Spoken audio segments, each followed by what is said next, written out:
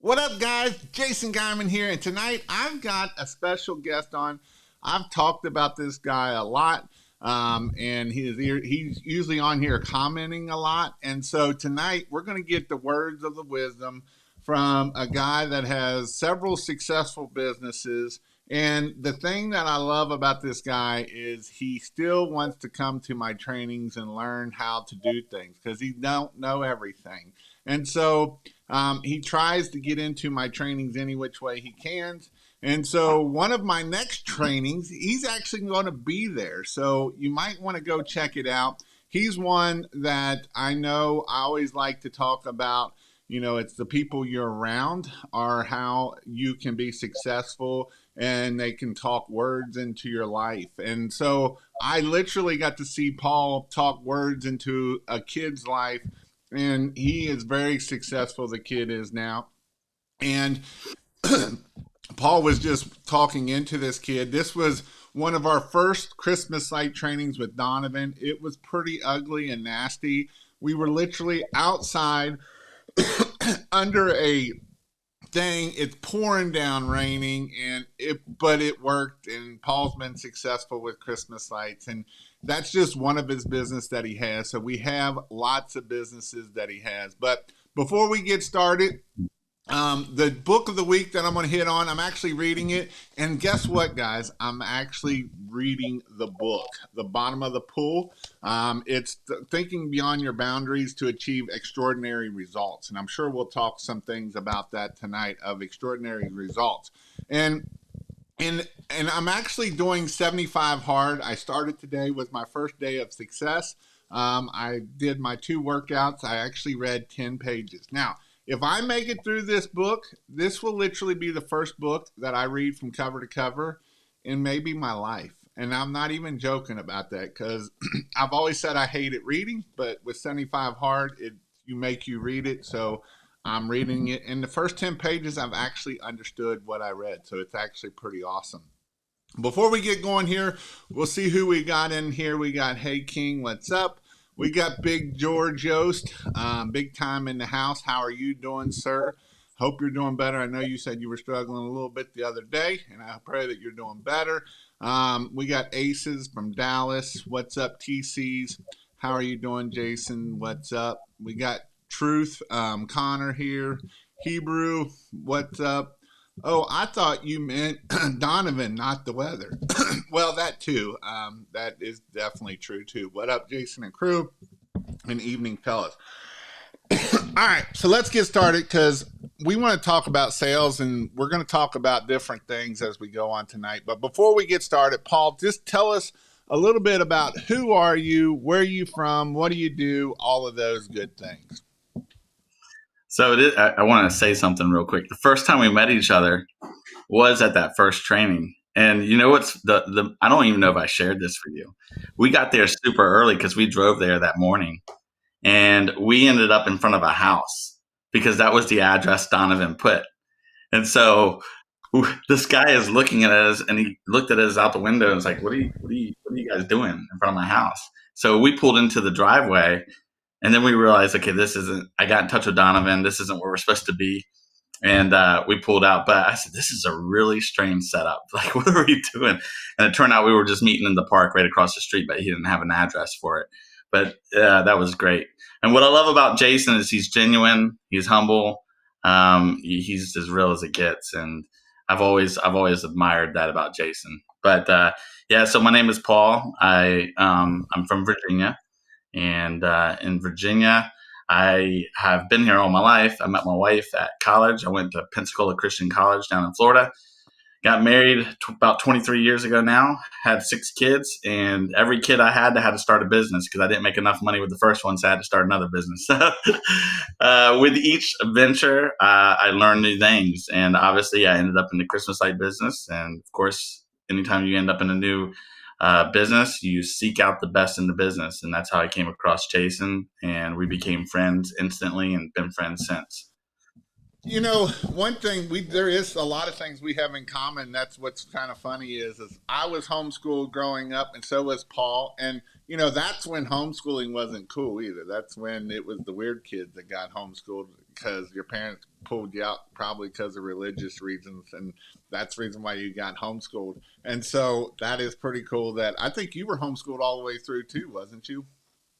Well, I went to a private school most of the end years, but my kids have been homeschooled all the way through, and my wife was homeschooled all the way through. And of course, I remember talking about that. That was funny because we brought up that right away, and that was kind of the first thing that I was like, I like this guy. Hey, All Hunter. right. Hey. So we kind of, like I said, we met Paul, and he definitely came to our first training. There was a bunch of people came to our first training, and it was literally in the middle of a field. And he started pressure or Christmas light business. And here's the thing about Paul: he's come back to another one or two different trainings and brought some other employees down. And the thing that I love about Paul is he's a humble guy too. Of he still wants to learn everything and grow in his business. He doesn't just take, this is the way it is, because he wants to learn from people. And he also gives value, right? And so Paul has become very good at sales. And he started off as a sign business. So let's talk a little bit about being a sign business and how you grew that business, and how the thing I love about Paul is he has bought everybody worries about their competitor. Well, Paul has bought all his competitors because they say you can't make no money, and he's literally bought them out. They come to him and say, here, buy my business. So let's talk a little bit about that, of how you have survived and they have failed, or they did not make it. Yeah. So obviously getting into business, it was my first rodeo. I did it right before I got married. That was my second rodeo. So right out of college, I had this idea, and it really just started out because I raced stock cars through high school and always putting graphics on my car. I worked for a company in the summertime while I was at college, and always putting graphics on the side of their trailers and trucks, and I was just good at it. So I thought, I'll start a sign company. But the idea of starting a sign company never dawned on me that I never made a sign in my life. All I'd done is put decals on cars. And so it really was all new territory for me when the first customer I had was a sign client. He needed a sign. And I had no resources. I didn't even know where to start. So the first thing I did is I went to the local sign shop to find out how to make a sign for the sign business I had started, which is kind of comical, right? And it turned out, fast forward, I guess it would have been 18 years later, I bought out that sign company. But in the beginning, I had no idea what I was doing. Not only did I not know what I was doing as a sign owner, business owner, but I didn't have any business being in business. I didn't have the DNA. I didn't understand it. I didn't understand sales. And I got married soon after that. We had children soon after that. And, our second child was soon on his way. And about 5 years into it, my wife looked at me and said, I need to quit my job. And I think that's when it dawned on me, I need to learn how to do this. And so one thing I did do right away from the beginning is when I started my business, I realized that there was all these competitors competing for the same territory. And for me, I just want to do things a little differently. So I thought to myself, how can I be better than them? How can I create value that they don't have? And specifically, the thing that stood out to me is they were always looking to do things cheaper than the next guy. They were fighting for the same territory of being this cheap guy. Well, I realized real quick that, there was no way I was going to fight for that turf and win, because I didn't have enough money to be the lowest guy and keep myself afloat. So I decided I was going to be the premium sign guy, the guy that was delivering the best quality. And realistically, I had no business doing that either, because I wasn't delivering that type of quality. But somehow there was enough people out there that had enough faith in me. And I guess I was in a situation where they were my test dummy, and they let me abuse them, and I got through it. And real quick, I learned that I had to learn to be better than my competition. And in order to do that, I sought out as many people as I could, just like I sought Jason out in the Christmas light business. I wanted to learn the Christmas light business as quickly as possible. And for me, I went out of town. I'd go to a sign shop. I went to every expo that was available. I read every magazine, every book that was available regarding how to build signs. And overnight, I had success and ended up accomplishing a lot in a little bit of time. And here I am today. I've bought out 5 sign companies, and I have 3 sign companies locally in Virginia. And I've been blessed. God's blessed me in tremendous ways, and I really don't have much competition locally speaking. My competition is much bigger than me, but I'm blessed that I have great employees, and we have a great team. And thankfully, I don't even have to go to work. Those guys really do all the work for me. So I got bored and decided to start these other companies, and that's where the Christmas light business came in. Keyword: don't have enough money to be the cheap guy. I think that is a good a key word, because a lot of times we do this. I know the book from Hormozi talks about, we go and we call all our competitors, and we look at their prices, and then we'll go cheaper than them, and we'll give them better product than our competition, but we don't realize that our competition is actually going out of business too, because they're not able to make it on that level. And so we've had this conversation several times, and it doesn't matter if we're talking about a sign business, or if we're talking about a pressure washing business, or we're talking about a Christmas light business. This is something that a lot of people struggle with, of not knowing their value. How are some ways that you can show your value? Because sometimes people don't understand. I think the thing of it is, people don't understand what their value is. So can you talk a little bit about maybe what some of your value is, or what some of their value could be? Well, I think, for me in the Christmas light industry, I had a little bit of an advantage coming in. I knew a lot about LEDs. In the sign industry, I am UL certified, and I manufacture, signs and lighting. And so it's something I had a huge understanding of prior to getting involved. And one thing I wanted to do right off the gates, right out of the gates, was I wanted to make sure that I specifically understood the type of lighting I was using. And that specifically went down from everything from the diode that was used to the type of lens that was being used, how optical that lens was, how prismatic it was.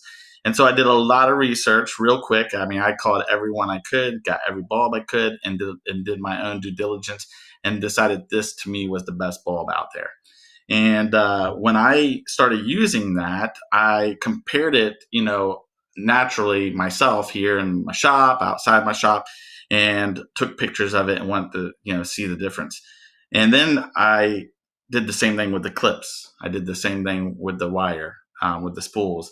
And I continued to do the same process over and over again with everything in the industry as quickly as I could, so I could be relevant when the industry, when I got into business. But if you remember, Jason, I don't know if you remember this, but I got in y'all's class the week of the class, and the class started. I believe it was like middle to end of October. I can't remember the exact date, but I actually didn't get started till the 1st of November. So my first year, the season was halfway through the season before I even got started. So that all happened within a week's time. I did all that research. But one of the things that I try to do, we are by far the most expensive in our area. I mean, there's a lot of guys that are doing it and not making money, and really just barely keeping themselves afloat. But the reality is, getting into the industry, I got a lot of objections. I mean, you get a lot of objections when you're doing $10 to $12 a foot. But I stood my ground, and I created the value, because see, people typically look at a high price ticket as risky. But what I try to do is diminish the value of the risk by creating the value. And one of the ways you can create value, especially with, people that are concerned about the way the lights look, is, hey, this isn't your Home Depot light. The type of lighting we're using is a professional grade light that you can't buy at the store. So when you're comparing your neighbor to us, night and day difference. And your neighbors will know the difference. So will the people that are joining you for the Christmas holiday celebrations. And so I created value specifically around that idea. And I continue to build on that. And we do it throughout the whole season. And normally, we typically use a funnel per se to get rid of the people that aren't going to be willing to pay the price. We have minimums of like 1,700, and we broadcast that on our website. We let people know that up front. So within 15 seconds of the phone call, I know if they're legit or not, and they know where I stand. And then we usually describe to them specifically the minimums, what we do, our service, and we describe to them our average. Our average ticket last year was $2,700. So as soon as we get that out, we know where they stand. They know where we stand. And if the conversation continues, then we usually are going to get it. We're usually going to get the job. So, but I want to talk about this because this doesn't matter if we're talking about pressure washing. This he's hitting in pressure washing, but it doesn't matter because you have lots of competition even in Christmas lights. You're not the only person. But in my area, you really can't get set prices due to Joe Bob going to Home Depot and buying a pressure washer and charging $150 and $300 for a plus house wash, right? So it doesn't matter whether we're talking about pressure washing or Christmas lights or signs. This is something that you have people, and I know the perfect story for this because you've told me the story of it, I believe it was the realtor. Tell me the story about the realtor that they saw the amazing lights next door. They went with the cheaper person and how they regretted it. Oh yeah, they definitely regretted it. Actually, I'll tell you a better story than that because I just ran into my competitor about an hour ago. I didn't tell you about that. And you know them, and we were talking. There was a little bit of a slip up last year. Our guys got creative, and we were talking about creating value. So we took a picture of a house that looked terrible, not knowing that a professional installer had to install it. And it's actually someone we get along with. I know the owner. The owner knows me. We're pretty good friends. We get along great. You know them. They're good people. It's just It's not Christina Dodgett said, "Hey, I just met this guy tonight." Oh my goodness. So anyways, so to my defense, I knew nothing about this. But at the end of the day, it was just a bad install. It just didn't go well, right? And so one of my guys decided to be creative and do a comparison shot and say, this is why you don't use the cheap guys. And not knowing that it was professionally done, she just had Christina, if she was on here, I'm sure she would validate that was unusual because they do great work. We really like those guys. And they set the bar for us, like we're toe and toe with our pricing, and we're fine with them taking jobs from us. And they're fine with us taking jobs from them. There's plenty of work in our area. So neither of us have any qualms with each other. Well, anyways, my guy did not realize it was them. So he took the picture down as quickly as possible and he realized it was them. But the story I was going to tell you was 2 years in a row, this particular client did not use us. And she quoted us both years. And she admitted that we were way too expensive. We were out of her budget. So we didn't waste much time with it. We moved on. And the reality is, that's just the case in every business I'm in. You're not going to do business for everyone. Well, anyways, last year, she called me in advance. She called me personally. She had my cell phone number. And she ended up calling me. She goes, Paul, I don't know if you remember me. And I said, well, I had you on my phone. And because the first year I didn't use my cell phone. And she said, well, I want you to know something. I called you personally because I wanted you to know the first 2 years I didn't use you because you were twice as much. But every house I liked, I went around our neighborhood and said, I love that house. Who did your house? She goes, Elf Pros came up. And I was just like, why am I not using this company? I'm always disappointed with the service I'm getting. I'll just, get this company to do it. And so I was able to create the value just by following through on delivering the premium service. A lot of times I think people don't really deliver premium service. So maybe that's why they aren't able to charge the prices they do. But to go back to the question or the response that someone gave earlier is when I call Donovan and I order Christmas lights, he isn't asking me, hey, what area do you live in? Oh, you're in Texas? Oh, in that case, you get half price. He's charging you, me, and all of us the same prices, right? And so if I'm doing this in Virginia or I'm doing this in Texas, I need to be charging the same because I guarantee you our labor rates are about the same. So you either want to be a good business owner and make money and be profitable or you don't. The reality is I'm making good money. And the people I meet that are charging $5, $6, $7 a foot, they're not making money. Most of them are breaking even or losing money. And so I think there's something to be said about that. I can tell you this, in the sign industry, I do signs all over the country. And there's areas in the industry where the local sign company does things much cheaper than we do.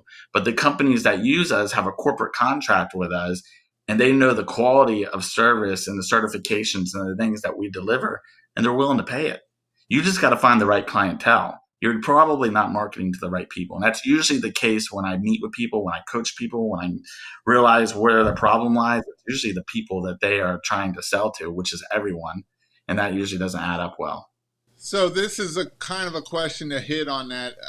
Some strategies for prospecting and generating leads in the industries of it, and it kind of goes back to finding your customer and how do you find those customers.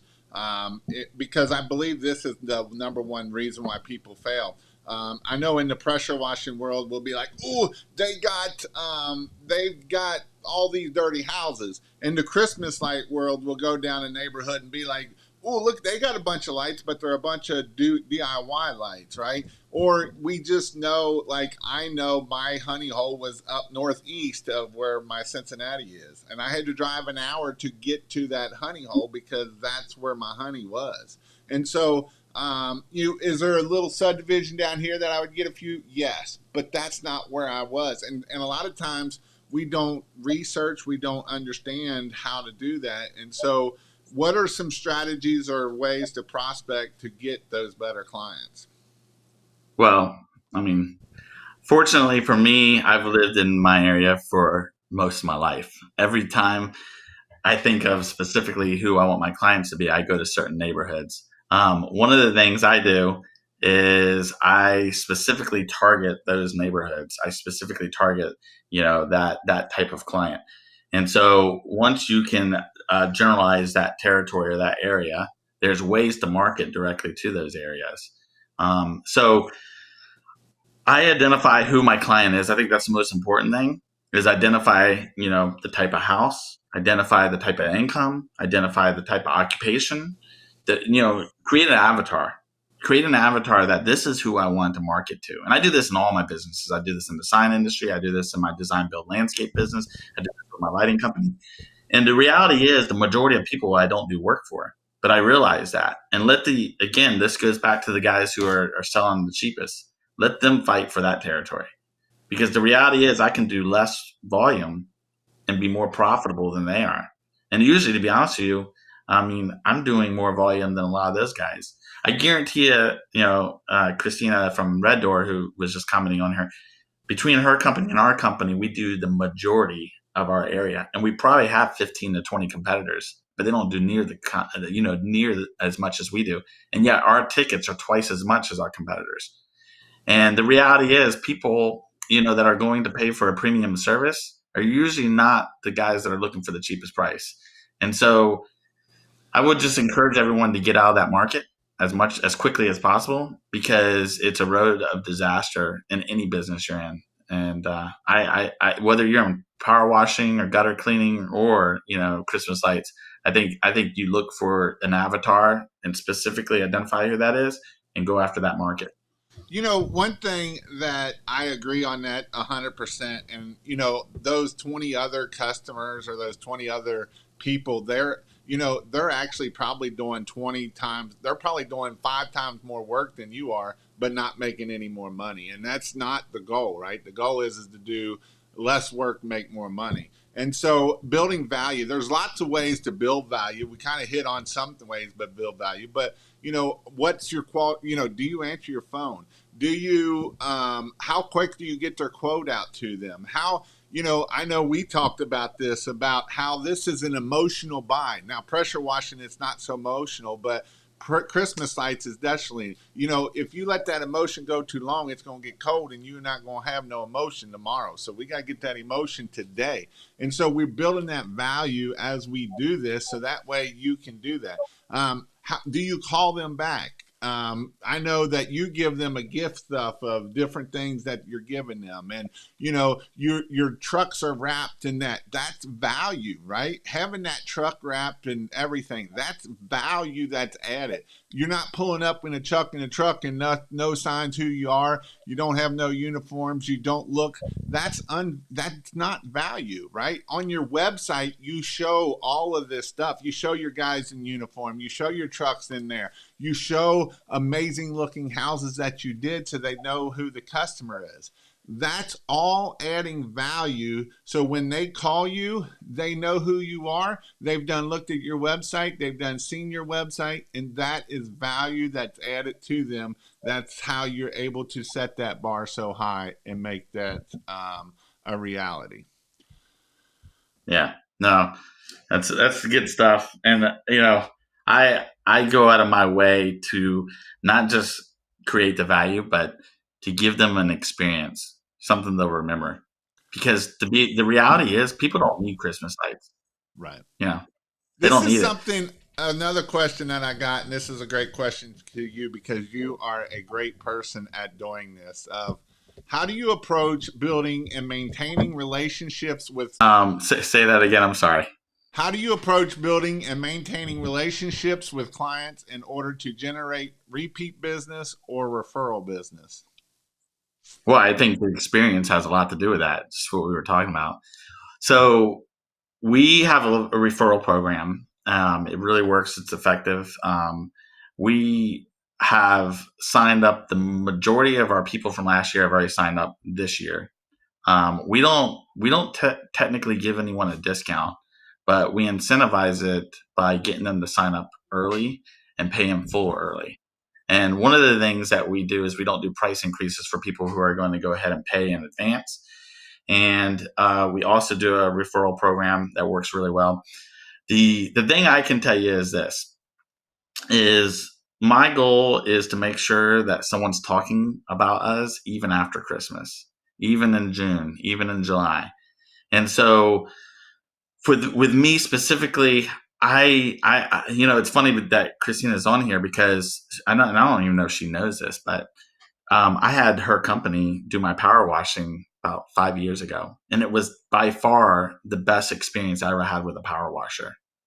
Now, I will admit the fact that I've had another company power wash my house since. But the only reason I did that was because my brother worked for them and they needed some signage. So I did a little barter. But the experience was much different, not as professional, didn't look as good. And the reality is, it was the same experience I'd had many times before. Red Door was by far the first company that ever showed up and did everything they said they were going to do. And it's like their guys were professional. And I just remember it really stood out in my mind because I have a nice pad, and I wanted it to be done right. And obviously I would be their typical client, the type of, I'm their avatar, the type of person they're looking for. And if you look at their reviews and you look at, how many reviews and they have, they're the best in our area. And they've earned that stripe. In the power washing business, they're legit. And I have no doubt in my mind that if you were to ask me 10 years from now, I'm going to still remember that experience. But I'll be honest with you, I don't remember the guy that did it 15 years ago. I don't even remember the guy's name my brother works for. I just did a signage. I really don't. I don't even know his name. But anyways, so it just really stood out to me. And it was the whole bottom to the top experience, from the phone call and it was just, me calling them. This is before I got into the Christmas light business. Me calling them. I needed my power washing done.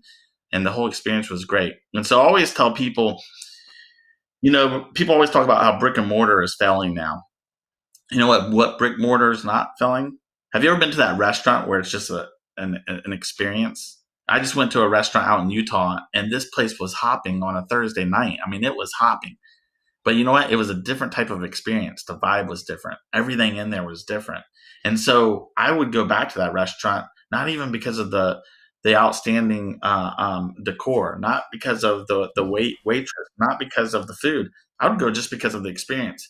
So the experience is just like the cream of the crop. If you can put that into your whole ingredients of how to be successful, everything will get better. And everything I do, whether it's the sign business, whether it's the design build landscape business, I always want the experience to be great, better than my competitor. So I always get this question. Actually, got it the other night, and so I wanted to just kind of hit and what you've done. Obviously, you didn't go to school for sales, and you probably struggled when you first started. And so, how have you learned to sell and to become a better salesperson so that way you can do it? And not, but now I'm going to kind of throw a caveat in there because I know last year you kind of messed this up a little bit. But how do you train other people to also be a good salesman even when you're not there? Hmm. I still think that's difficult, because I've had some doozies. Let me tell you. I'm like, our minimum, is 1,700. Oh, I just sold a job. What'd you sell for? 1,100. Oh, what are you talking about? What are you doing? Oh, well, the guy was aggressive, and yeah. But anyways, there's a lot to that. But the reality is, I was not good at it at all. And I will tell you this: I read a lot of books, and they hyped me up, but they never resonated with me. They did. I would try the tactics; it just didn't work. The reality is, and I have a strong faith in God, and the reality is, I just started allowing God to just work through me, and I said, you know what, everything I do, I'm gonna do with integrity. I want to know that if someone's buying from me, they trust me. I want people to recognize that if I'm doing this, I'm not doing this to hustle them or get a sale. I'm doing it because I genuinely believe I'm better at what I'm delivering, and I'm giving them that good of a product. And so for me, it was just all about grounding myself, recognizing where I wasn't good. Just like the video I posted the other day, I had a lot of failures. I had a lot of mistakes along the way. A lot of people talk about my successes, but they don't recognize that there was triple the failures. And what I came to recognize is I just had to take accountability for those. So even when I was selling, there was tactics and things I did that just weren't aligned with my faith. And I was like, you know what? I don't want to be the car salesman. I don't want to be the aggressive salesman. Not every job I have to have. I'm just going to go about it the best way I can with my testimony intact, and I'm going to do it that way from here out.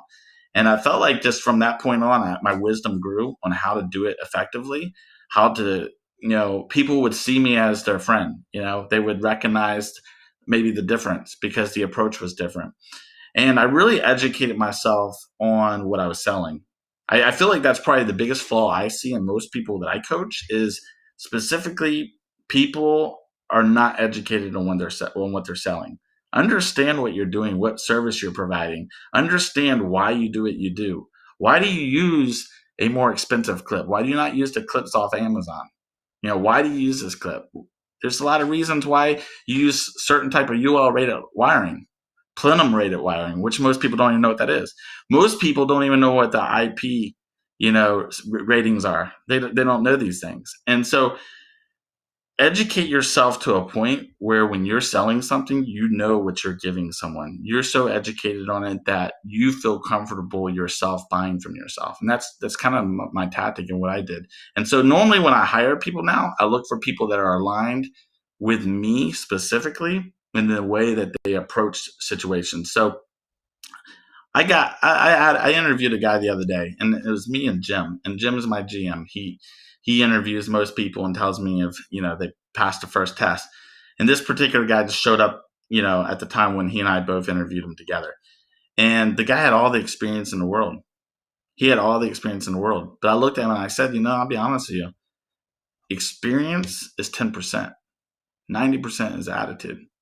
And I'm concerned just based on what I saw. I was straight up with him because I didn't like some of the things he was saying and how he's reacting to it. And to be honest with you, I knew he was going to fail the test, and he failed it. So we didn't hire him. Both of us were grateful we didn't move forward with him. But I try to find employees that are aligned with my thinking now as much as possible. And I'm not saying you have to do that with every person, not your technicians, not the guys in the field necessarily. But when it comes to the sales, I think that's very important. I want to go back just a little bit and talk about our failures, because a lot of times we always talk about our successes, and that's something that it's good to. But what are some things how can we look and find what our failures are, and how can we work on those to make them successes instead of failures? Yeah. Well, first and foremost, none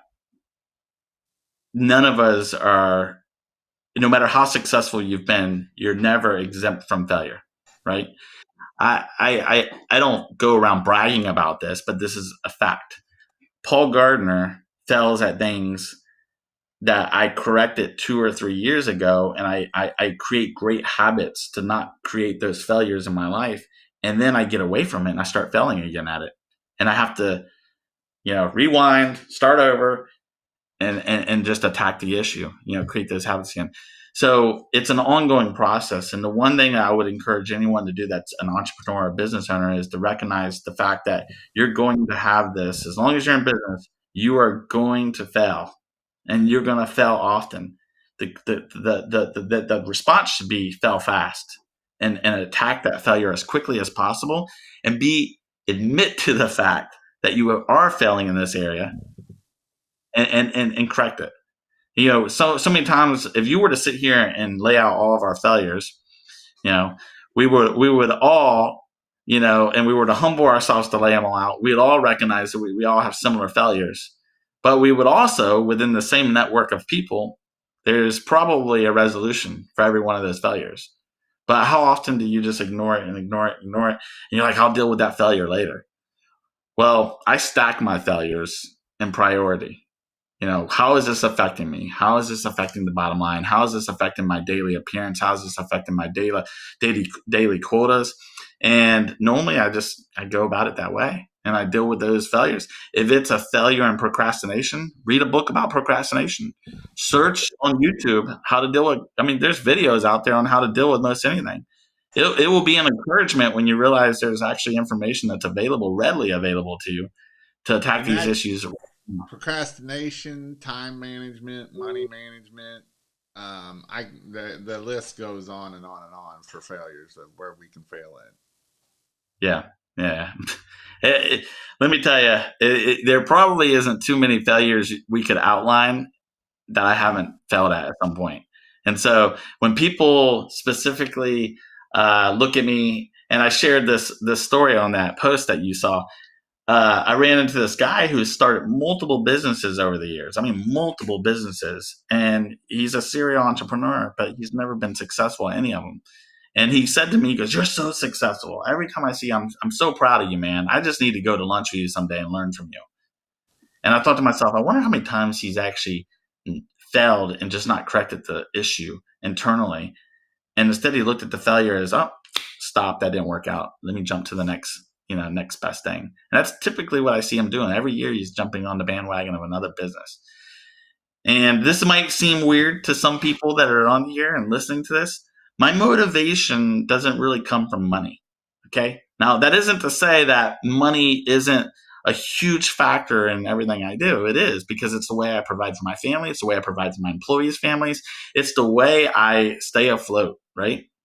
But the reality is, it's not my motivation. I really stack my desires in a certain order of my priorities. And so specifically, I want to be the best version of myself. I want to be the best dad. I want to be the best father. I want to be the best husband. I want to be the best person my wife could be with every day. And the reality is, if I'm spending 100 hours working, which I've been there, a week, I'm not the best version of any of those. So there's only one way for me to accomplish the goal of being with my family, who is the biggest priority in my life. And, even on if you're a person of faith, it's even like, how often am I able to really spend time in going out and on a missions trip, like I was telling you I'm going on, for 10 days. I couldn't do that, 15 years ago, because work was a conflict. Now I just go. I go on any mission trip I want to. If I leave 2 weeks at a time, it don't matter. And so I realized my priorities weren't resonating in my life in the way that I was building my business. And so it was hustle, work hard, make as much money as I can.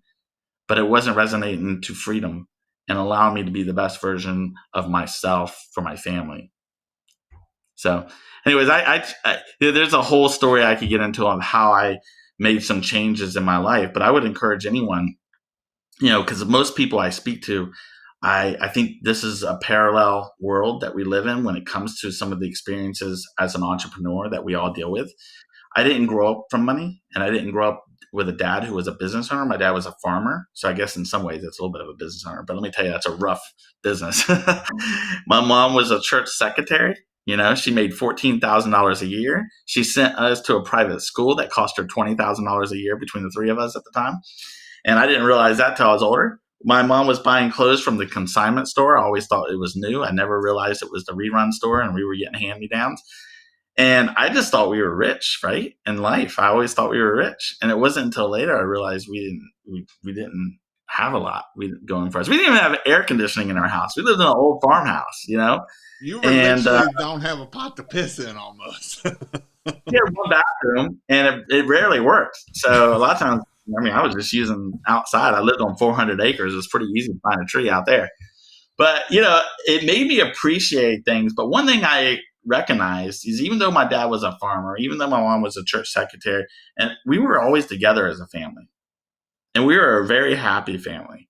My parents, I never saw my parents fight, and so in the beginning stages of building my business, that was something that was new to me. I did. There was, it transferred into anger between me and my wife because my wife's upset I'm not home. So I made a huge transformation in my life to recognize that there was more to being in business than just making money. And freedom, ultimately, I think, is what any business owner who wants to be successful should be their first goal they seek out. So one thing that I know that you didn't get all this information right away, and you've been in the business for 20 years, and you really hit success within probably the last 5 to 7 years. Is that correct? What were some But 10 things? years, but yep. 10 years. Okay, so you went 10 years or 10, 15 years of hard, not making ends meet or being, working 100 hours and doing that. What was kind of that switch? Obviously, you kind of just talked about it of you wanted to be a better family dad, better husband, that kind of stuff. So what were some things that you started to do to time freedom to get your freedom freed up? I mean, everybody asks me about, like, what was that one thing? There wasn't one thing, but I will tell you one of the things that really, really helped me is I started, and I kind of mentioned this before, but I'll go into a little bit more detail. I started asking myself, what are the most important things in my life? Specifically, my faith and my family, one, two. And I came to recognize that if you looked at the hours I was spending throughout my week, those were at the bottom of the barrel based on how I was spending my time. And so I didn't have a formula at the time to recognize how to just go from spending 2 to 5 hours with my family a week and maybe a Saturday with them to all of a sudden spending, okay, I looked at it from a tithing standpoint, tithing my time. I was like, how can I get 16? And I read a statistic about the quality time a father spends with his kids. It's a very minimal. I don't know what it is now, but it was only a couple hours, a week. I mean, a month. It was very minimal. And I was like, how can I get 15 to 16 hours of quality time with my kids? That's 2 hours a day, basically, right? So a little over 2 hours. But anyways, the reality is I had to time block. I started working in time blocks. And if you know anything about time blocks, you'll know what I'm talking about, but you can look that up. Hey, YouTube it. That's all you can YouTube. But I started really living by a calendar. I started realizing that there was things that I could get done and be more efficient with my time. Specifically, I thought about when I had to go out of town, when I had to go on vacation. And some of you might understand what I'm talking about, but this has always been the case for me. We would plan a vacation, and it was like the week we were leaving, I was able to get much more work done in that week up to the vacation in order to leave and disconnect from work for a week. So I got everything done much quicker and was much more efficient with my time. And I was able to cram like 3 weeks worth of work into 1 week. And I couldn't do that any other time. But every time I went out of town, I was able to do that. I was like, then obviously I can do it, right? So how can I do that on a regular basis? And then what ends up happening is you end up cutting what used to take you 100 hours. Now you can do it in 40 hours. And then eventually you get to a point where you're doing 40 hours worth of work in 15 hours. And that's what also allowed me to scale my business, because I could be on the other end of it, being more of a creator. And then I also was able to build other businesses. And so for anyone who is an entrepreneur and is looking to scale their business and grow their business, really start outlining your priorities in your life and see how you're designating the time within the week for those priorities. And then, certainly family would have to be at the top of the list for almost anyone, right? And I guarantee you'll see that you're failing in that area. There's not enough motivation for you to find more time so you can spend with your family. then I don't know if I can help you. But that's an area that I really preach on. That's an area that helped me tremendously. And as I saw my boys grow, I have 5 boys, 1 daughter. I saw my kids grow. One of my kids, when he was about 10 years old, he's an adult now. He's in college, and he said to me, he goes, "Dad, you're never here anyways." That was his rebuttal back to me about something. And it hit me like a dagger, right in the heart. And I didn't have a response to that because at the time he's right. I'm never there. And I realized I need to change. And so that's when I made the change. And I did everything I could to change. But I'm working by myself. How am I supposed to do this? And so this is something that I know a lot of people struggle with this, and building a team and being a good leader. Let's shift gears a little bit about that, because that even works into the sales process too. But how do we delegate these things? Do we just be like, here's this job that you need to do that I don't want to do no more? Or what are some things that we need to do so that way we can delegate and get things moving and bringing in a team wise? I definitely think you need to decide for yourself if you want to be a solopreneur or if you want to build a business. There's 2 different approaches for each of those. And one of the things I specifically want to do is I wanted to build a big business. I wanted to build something that I could be proud of. I could help other people. I could hire family members, and I could give them an opportunity maybe they couldn't get elsewhere.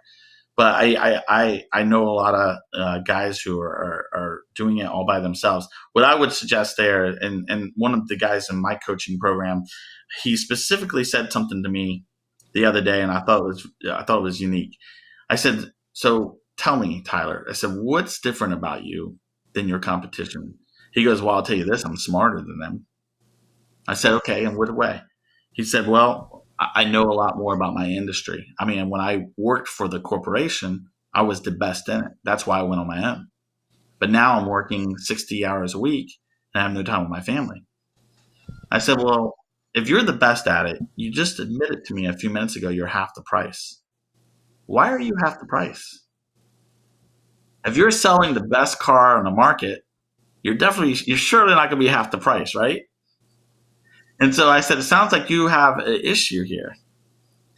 And I said, "Imagine if you were to get rid of half your clients, but you were to double your prices. Is the revenue you're bringing in, you're comfortable with that?" And he said, "Yeah." And I said, "Well, there you go. Double your prices. You'll retain half the clients because they're willing to pay that because they're willing to pay someone else that's less knowledgeable than you." And so a lot of times people just really need to look at their situation from the perspective of, okay, how much time am I spending? How many hours am I putting in a week? How much am I charging? Am I charging a fair rate, an average rate? Am I providing a better service? Why am I not charging accordingly?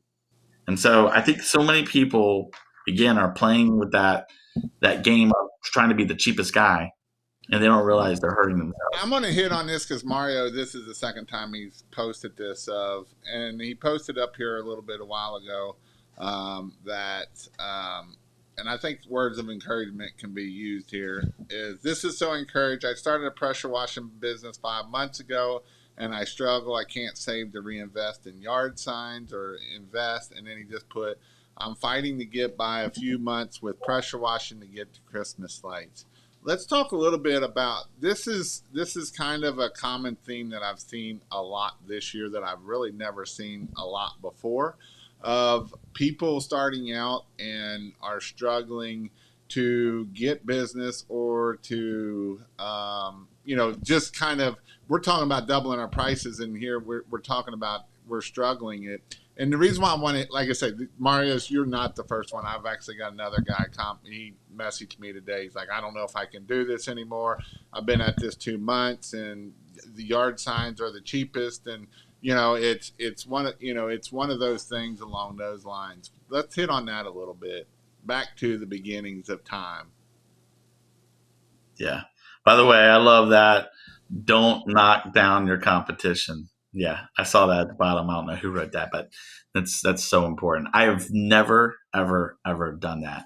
Um, and by the way, one of the ways around talking about your competition is just talk great about yourself. I mean, give them no reason to even call your competition, right? If you educate them and create so much value, they'll have no reason to call it the competition. So, you know, one of the things I did in the Christmas light business, and I know you and I have talked about this, Jason, and actually I think Donovan shares this every season. It's something a tactic he used, and I still use it. I feel like it's a great tactic in any business. Um, Humble yourself to ask for business. And one of the great tools that we have that our fathers didn't have was we have social media. And if you have any presence whatsoever, I would say 100 friends or more, whether they're really your friends or not, that's 100 people that you can let them know that you're doing such service and you're looking for business. And it's free advertisement.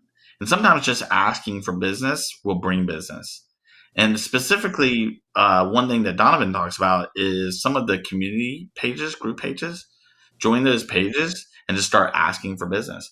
People will recognize a genuine, hardworking, blue collared, worker just in the way that you approach the situation.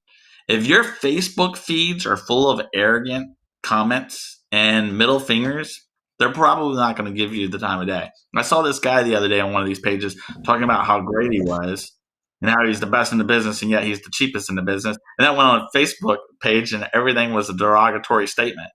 And I was like, who would hire this guy to come finish their basement? I'm not giving this guy $15,000 to put drywall up. So you need to be conscious of what you're advertising and who you are online, and then specifically ask for the business. Go out there and let people know that you're looking to work.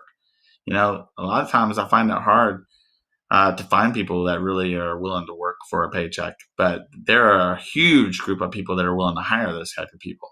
So just go out there and ask for the business, and the money will come if you're pricing it right. Takes time, right? It takes a little bit of time, but if you're pricing it right, if you're working 60 hours and at the end of the week you're not breaking even and you're not making money, you didn't do something right. Okay, you're not charging enough, you're not delivering properly, something's not right, and you need to fix those failures. You need to figure out where you failed and fix them quick. Yeah, Sterling put, and this was hard for Sterling because I had to have a conversation a couple years ago with him, or I did a live about him. One job pays for many signs, and the jobs multiply, then raise your prices slowly for those who struggle with this. And, a lot of this has to do that you got to believe in yourself. I know a lot of times, you coming from a $15, $20 an hour job, and man, Jason's saying $300, or Jason's saying $2,000 for Christmas lights. And that's a lot of money for you. That's $10 a foot, $8 a foot for Christmas lights. Oh my God, 30 cents a square foot for concrete clean. I can't do that. You can't get that in my area. And every time we talk about you can't do this, words matter. Words Yeah. are so important. Words, whether we tell ourselves of you can't do that here, I just said that in my own brain at that point. Words matter. And if you don't believe that words matter, even when you wake up in the morning and be like, man, I'm still tired, guess what? The rest of your day is going to go boom. And actually, I want to hit on this because you talked about this on a call the other day that we had of giving, pumping ourselves up in the morning, giving us those words that matter to us. I'm the awesome. I'm going to be awesome. I have an awesome family. I have an awesome wife. And when you put words out there of that versus my wife don't do nothing, and well, guess what? She ain't going to do nothing either because you just spoke those words into existence, and words matter. I'm though, you can't get that in my area. When you say that, you literally are right. You're right. You won't be able to get that in your area because one, you don't believe it in yourself. You're not telling yourself you're awesome and you can do amazing work and you are worth $300 an hour. Instead of saying I can't get this, be like I'm worth $500 an hour. Just start saying that every day. I'm worth $500 an hour. I'm worth $500 an hour. And you will be surprised how this works because I'm going to have, how do you do this yourself? Because you actually talked about this on a call a couple of weeks ago when we talked about this. Yeah. affirmation of self is a huge thing and was a turning point for me because I'll be honest with you, as much as I seem comfortable with this live, I believe this is, if I'm not sure, but this is my first live outside of my own coaching program. I'm pretty certain of that. But anyways, and it was an impromptu live, right? And Jason and I talked earlier. He's like, "Hey, you want to come on the live today?" I'm like, "Sure." Yeah, the last couple times I've asked you, you're like, yeah, maybe in like a couple weeks I can do that. And I kind of figured that was part of it. So, Yeah. Well, here's the thing. There's a certain, area maybe, and I still couldn't tell you exactly what that was. I'm like you, Jason, and Jason, if anything, you've probably helped me in this area. But I remember when I was in college, my grammar teacher told me to quit writing like I talk. He said, between your double negatives and your southern twang, I can't handle it, and you're going to fail this class. I ended up being a ridiculously good writer when I left that class because I specifically wrote everything twice. I wrote it the way I talk, and then I wrote it the way I knew I should, and then everything changed. And I know I still have a little bit of that southern drawl to me, and I think it intimidates me to do things like this. But here's the thing. Affirmation of self is huge because the reality is all our lives, we're building this idea that we're not capable or we're not something, we imagined ourselves to be, right? It starts in your youth. As a kid, I remember watching Superman. This is the 80s flick, Superman, maybe not today's version. And I remember going right to the bathroom and grabbing a towel and putting it on my back and jumping off couches and going to sleep thinking I was going to fly.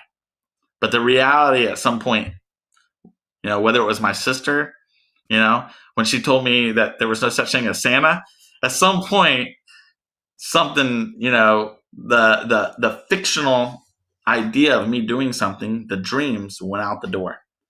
And we just accept it. And so what ends up happening is we end up continuing through life with this foundational mindset of we're just average. So when we see someone like Jason who can come on here every week and he's comfortable, well, Jason, you'll admit that you weren't comfortable when you first started this. I mean, you've admitted it to me, and I'm sure you've admitted it on this live. But the reality is, we have this average mentality planted in our conscious minds, and we get so consumed with it we don't even realize we believe this about ourselves.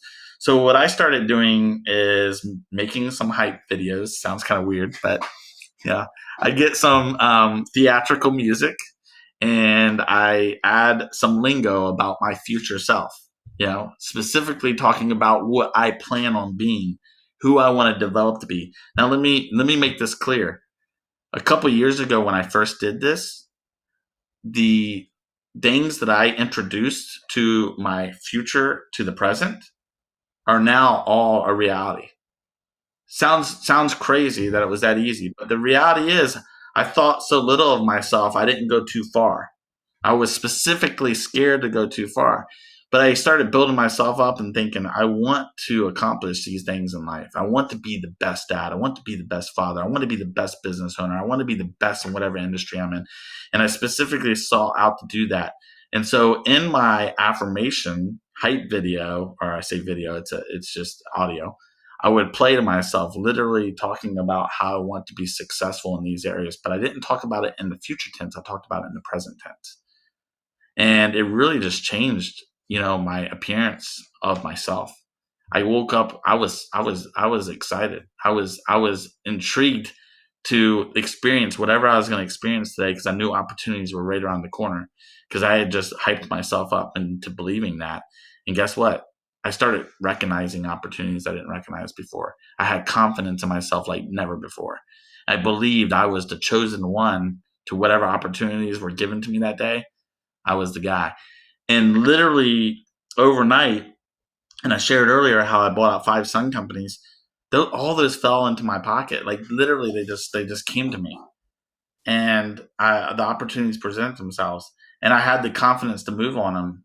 And I can't explain how that happens other than it happens. And I've met billionaires who do the same type of thing. I think a lot of times we are just not confident enough in ourselves.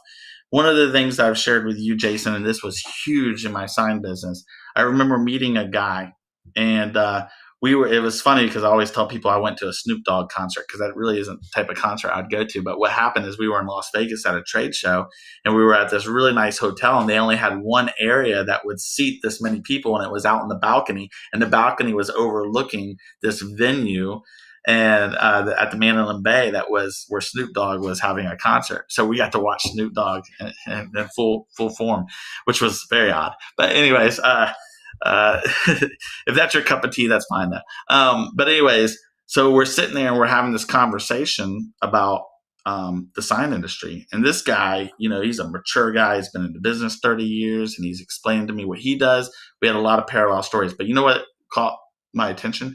He lives in this very rural area of New York. There's not a lot of business there. He's like, man, you're in a great populated area. You must be so busy. Then all of a sudden we got to talking about price. And I realized I was way underpricing myself based on what he was charging. I had much better equipment. I had better clientele. I was in a better market. And here I am underpricing majorly from what he was. I went home. That was on a Friday. I went home that Monday. I increased my prices by 40% overnight. And let me just say this for a fact. I do not know of but one client to this day that we lost because of that. And it was worth losing that client. And I can tell you this, during COVID, we increased our prices by even more.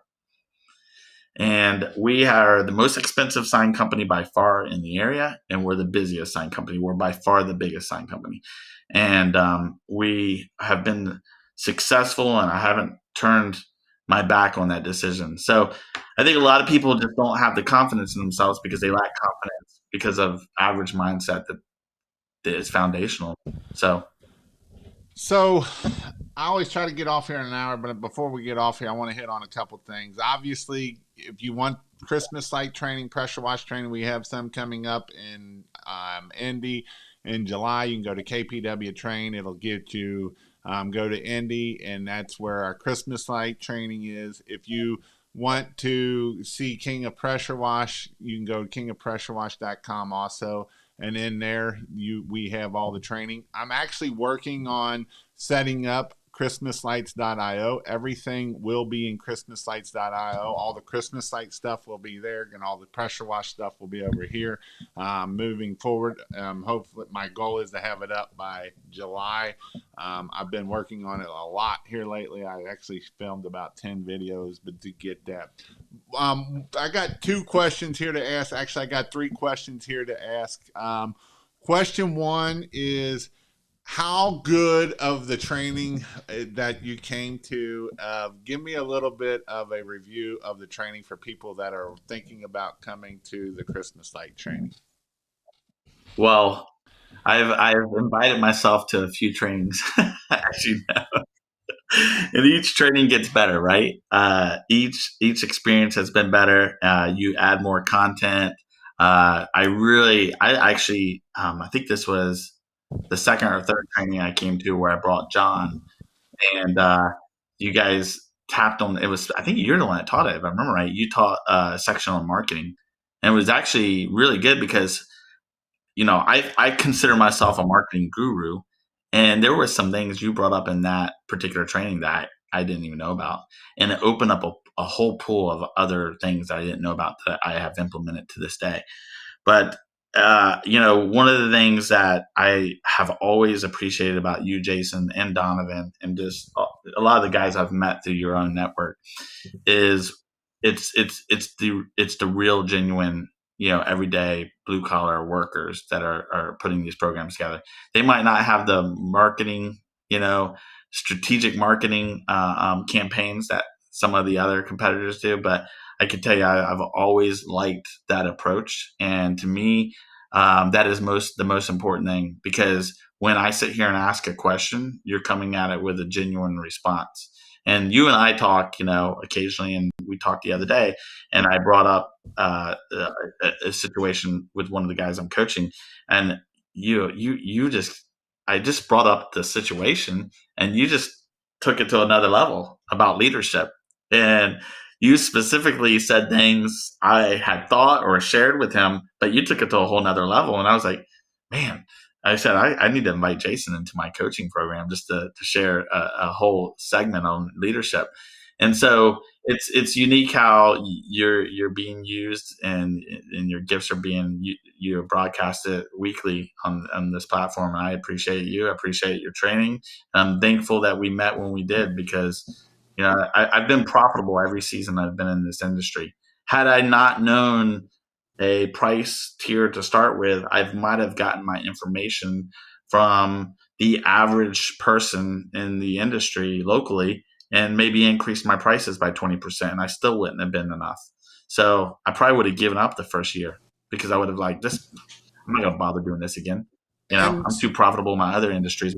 Yeah. and so also, Paul said he's coming to the Indianapolis training, so you'll get 2 hours of sales training from Paul in person, and you'll probably we all eat dinner together and everything, and so it is a good time that you will get that also.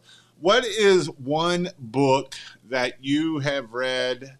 Um, um, I'll let it go. What's one book that you have read for business that has helped you kind of see a little bit more, or a book that you would recommend?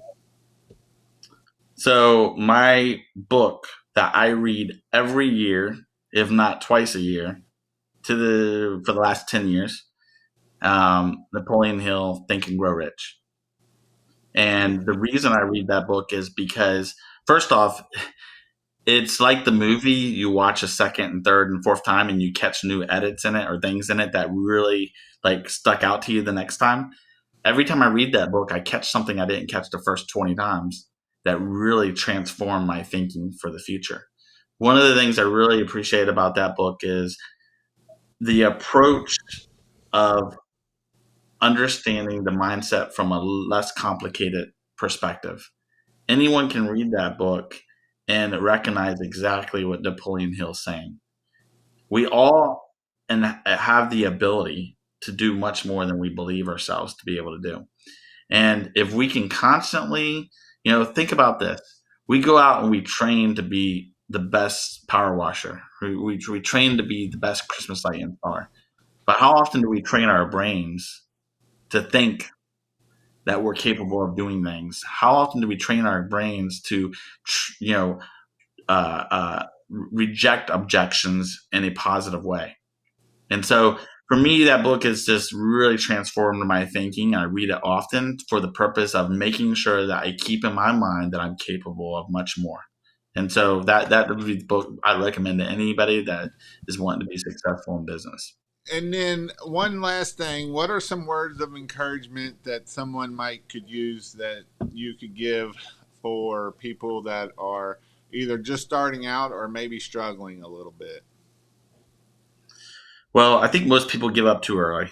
I see this happen too often where, they're down on their luck. Things didn't go well. They lost the big bid they thought they were going to get.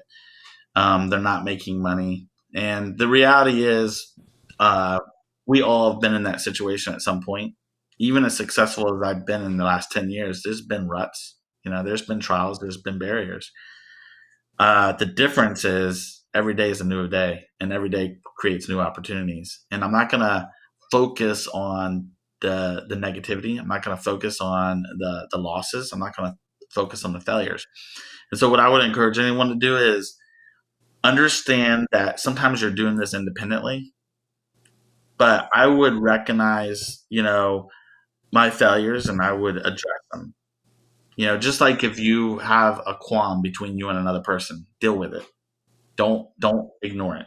Deal with it. And I say deal with the problems in your business as quickly as possible, just like fail fast. And one of the things I would really recommend you do, and a group like this, these guys that are on here, that are sharing an hour with us together and asking questions, become friends with these guys. Create an inner circle. Create a few circles, but specifically have an inner circle locally to with other business owners, with other entrepreneurs, not necessarily in the same industry, that you can meet with often. And when I say often, I would meet with them once a week and share your your failures, share your experiences, share things together, and see how quickly you can help each other solve each other's problems. That to me has been a huge stepping stone in my life that helped me evolve quickly. Is just being open with my failures and my experiences with other business owners and other entrepreneurs, and even the guy who has less experience might have the answer for you, might show you something or teach you something you didn't know before. So, um, that's weird, Terry. I'm just seeing because you're in my system and it says you should be getting the notification. So I don't know why you're not. The phone number that I have ends in 1327. I don't know if that's the right phone number or not. Um, One last thing I want to hit on just kind of what you had said about the failures. And, it's kind of the Dan Sullivan book, The Gap in the Game. And he also talks about it in 10X versus 2X of living in our, so many times we live in the gap. We didn't make it. We're not there. We didn't make 100,000. We didn't sell $1,000 this day. We didn't do what? Versus living in the gains, right? Every day, write down your write down your 3 wins that you did. When you did that at the end of the year, you will have 1,000 wins, right? Or Mhm. your gains, right? That's your gain. And when you do this with living in your gain, you will do so much more than trying to live in the gap. I need to get to a $10,000 month or $100,000, whatever type month it is, and you don't get there and it's a failure. That's not living in your game. Look at where you was a week ago and look where you are now. Look where you were a year ago and look how much you've come, and look at your gains, because your gains will get you way further than worrying about trying to get to where we need to go and not making a nose. Did you have something on that? You look like you were smiling on something there. So, Well, just everything you said resonates with me. I know exactly what you're talking about, and that I know it sounds weird, but I look forward to getting up and learning. Like, what am I going to learn today? Like, to me, I'm so excited. It's not the same type of learning when I was in school. I wasn't as right. eager to get up.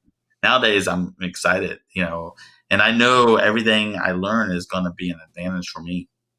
Yep. So, And the I, thing I, that I I love about um, Paul is he's one that he still goes to all the training lessons he can, and if he can make them, he's going, and because he learns from it, and that's always awesome to see someone that and he's willing to put money into education, and because you don't know everything. That's the thing. You don't know everything. I promise you.